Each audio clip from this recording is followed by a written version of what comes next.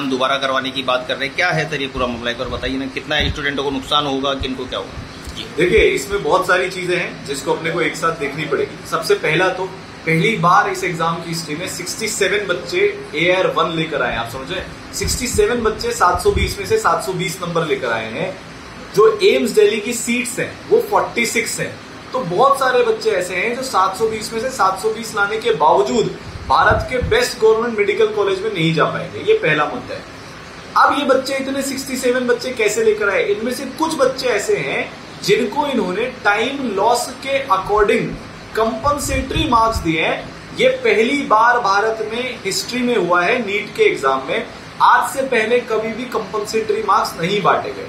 सवाल ये उठता है कि एक ऑफलाइन एग्जाम में आप कैसे जज कर सकते हो कि किस बच्चे की क्या एफिशिएंसी है सिर्फ सीसीटीवी कैमरे में देखकर?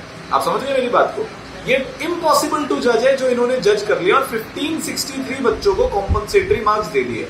आज जो एनटीए के द्वारा सफाई आई है, हमने बहुत मांग उठाई, मल्टीपल जगह पर उठाई, उसके बावजूद ये क्लैरिटी आज भी नहीं दी गई कि किस तरीके से और कितने कंपनसेटरी मार्क्स इन 1563 बच्चों को दिए गए। तो एनटीए बिल्कुल नॉन ट्रांसपेरेंट तरीके से इसमें चल रहा है। तीसरी जो गड़बड़ है, पटना में पेपर लीक हुआ, FIR वहां पर दर्ज है। साफ साफ ये उसमें दिख रहा है कि 4 तारीख को बच्चों के पास पेपर था जिसमें उनको क्वेश्चंस रटाए गए, उसके आंसर रटाए गए और वो अगले दिन पेपर में गए। गोधरा में एक स्कूल ऐसा है जहां पर मल्टीपल स्टेट्स के बच्चों ने आकर एग्जाम दिया, उसके बारे में कोई क्लैरिफिकेशन नहीं है। इस सब से हुआ ये कि जहां पर पिछली बार 600 नंबर पर, आप ध्यान दीजिएगा इस डेटा को, 600 नंबर पर पिछले साल जहां 27,000 28,000 रैंक आती थी, इस साल उसी नंबर पर 80,000 रैंक आई है। 3 गुना का इजाफा हो गया एक साल के अंदर अंदर भारत के बच्चों के लेवल में, जो हो ही नहीं सकता। इससे प्रॉब्लम ये हो रही है, जैसा अभी जस्ट में एक बच्चे से मिला था जिसके 636, 640, 645 नंबर आए हैं, जिसपे हर साल कॉलेज मिल जाया करते थे। इतने मेहनत करने वाले बच्चों को, ऑनेस्टी के साथ एग्जाम देने वाले बच्चों को इस साल कॉलेज नहीं मिलेगा। तो कम से कम 40-50 हजार बच्चों का ये डायरेक्टली नुकसान है।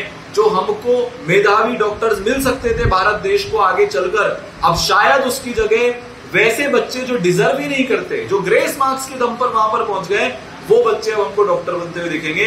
तो ये हमारी मेडिकल सुविधा के लिए बहुत बड़ा आघात है। और ये सिर्फ आज की बात नहीं है, आगे जाकर आप सोचिए जब इतने सारे डॉक्टर्स गलत तरीके से डॉक्टर बनेंगे तो क्या अंजाम होगा इस देश का। सर क्या होना चाहिए, परीक्षा दोबारा होनी चाहिए या क्या? अब देखिए, तो माननीय सुप्रीम कोर्ट में मामला चल रहा है, तो ये तो सुप्रीम कोर्ट ही डिसाइड कर सकता है। हमने अपनी दलीलें रख दी है वहां पर, हम जितना कर सकते हैं उतना कर रहे हैं। बच्चों के माध्यम से केसेस दायर कर रहे हैं अलग अलग हाई कोर्ट में और सुप्रीम कोर्ट में जाकर। तो देखिए, 2015 में रीनीट एक बार हो चुका है, हमारे पास जो सबसे रिसेंट एग्जांपल है, क्योंकि उसमें पेपर लीक प्रूव हो गया था। तो हमारी यही दरखास्त है इसमें सुप्रीम कोर्ट, माननीय सुप्रीम कोर्ट से, क्योंकि अब वहीं से ही मिल सकता है या हाई कोर्ट से जो भी इस केस को देख रहे हैं, कि जहां पर पेपर लीक की तकलीफ है वहां पर प्रॉपर इन्वेस्टिगेशन हो।